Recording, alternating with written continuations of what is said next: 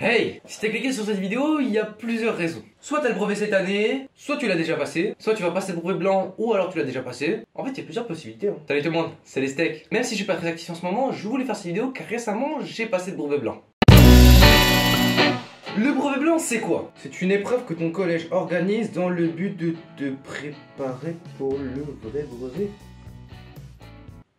Ça c'est ce qu'on dit, mais en réalité c'est tout l'inverse. Le brevet blanc c'est une méthode sadique pour faire chuter ta moyenne. Et non, ça sent pas le vécu. Non mais moi j'ai su ça en parlant avec ma prof de français. Quand t'as le brevet blanc qui approche, tu cherches à te rassurer, à pas te mettre la pression. Et bah elle a fait tout l'inverse. Je reconstitualise. On était en fin de cours, j'ai passé une bête de journée et je parlais à la prof de français par rapport au brevet blanc qui arrivait. Et là dans le plus grand des calmes, elle me dit: non, mais j'ai bien hâte que le brevet blanc ait lieu. Hein. La plupart du temps, en plus, les élèves le ratent. avec un sourire. Tu croyais vraiment qu'elle voulait nous achever? Bon après je comprends mieux un peu pourquoi elle a dit ça, hein, parce que quand tu vois ma classe... Non mais c'est vrai, il se passe tellement de dingueries dans ma classe qu'on pourrait faire un film sur cette dernière. Non mais c'est vrai, on est presque tout le temps une semaine de retard sur le programme. Comment tu veux te rassurer pour le brevet blanc quand t'as pas les connaissances pour le passer? Maintenant, viens la veille des épreuves. Alors moi j'avais tout révisé, vous croyez que c'était pourquoi j'étais pas là pendant les vacances de décembre? Bon oui c'est vrai, il y avait Spider-Man 2, mais j'ai révisé. Ah vraiment j'ai tout révisé, français, anglais, bon c'est vrai que l'anglais pas dans le brevet blanc, mathématiques, tout, sauf histoire géo. Bon l'histoire géo, je vais pas dire que je l'ai pas trop révisé, mais je l'ai un peu sous-estimé. Non mais vraiment, vous vous rappelez le jour là où il y avait la neige? Ce jour là j'étais allé en cours, bon on était que 4, et le prof il avait décidé qu'on réviserait les dates. Un truc que j'avais très peu vu. J'ai jamais vu autant de dates sur un tableau, autant vous dire que les flashcards, ah bah c'était à gogo hein. Et hop, un petit moins 30 points pour Bibi.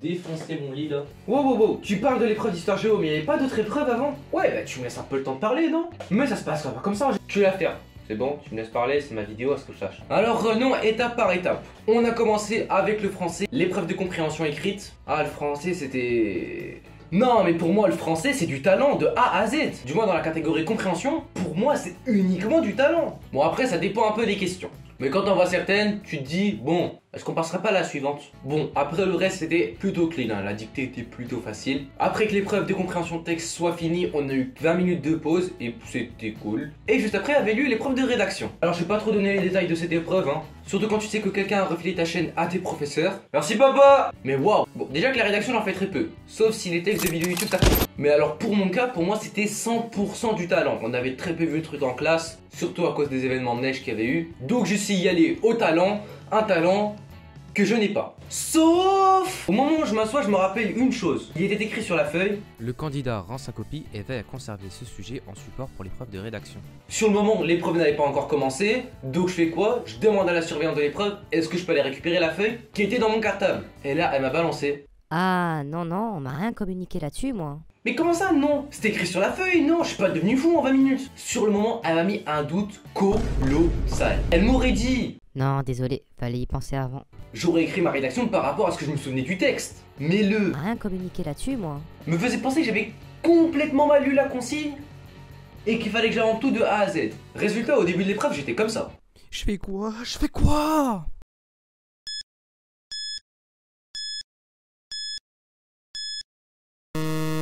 Ah non, vraiment, c'était vraiment un truc à deux choix et au final, j'ai pris l'entre-deux. Apparemment, on n'était pas la seule classe à avoir eu le problème. Je ne remettrai pas en doute l'organisation de mon collège. Bon après, ils ont été sympas, ils ont mis la note en bonus. Et heureusement! L'histoire parlait d'un gars qui était dans une tranchée lors de la première guerre mondiale et qui devenait complètement dingo à un point où il restait concentré sur des gouttes. Moi j'essaie de rester dans le thème, mais j'ai un pote, il a fait tout à fait l'inverse. Ah lui il a pris le choix de faire tout de A à Z. Et franchement quand tu vois ce qu'il a écrit, ah fallait voir comment j'ai éclaté de rire en parlant avec lui. Il a fait une histoire d'un gars qui était coincé dans un groupe de mafieux. Parce que oui, la consigne de la rédaction c'était faire en sorte de raconter comment le gars a réussi à s'échapper. Donc je reviens sur l'histoire de mon pote qui avait écrit qu'un gars était coincé dans un groupe de mafieux et que son pote était arrivé en Bugatti Chiron pour ensuite se barrer à Marseille. Ah franchement je sais même pas quelle note il a eu mais je préfère pas savoir. Finalement j'ai eu 24 sur 40.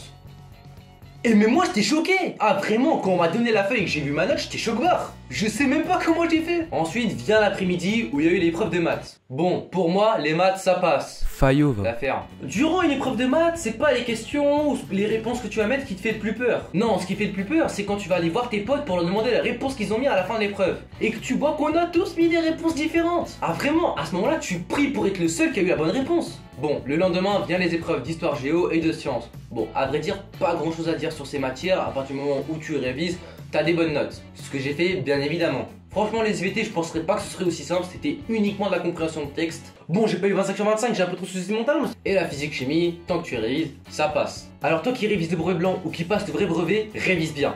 Surtout l'histoire géo, fais pas comme moi. Au passage, le brevet blanc, comme on dit, c'est plus dur que le vrai brevet. Donc si t'as raté ton brevet blanc, c'est pas très grave, t'as encore le temps de te rattraper. Et pourquoi pas faire mieux lors du vrai brevet. Sur ce les amis, restez comme vous êtes et restez des geeks. C'était les steaks. Peace.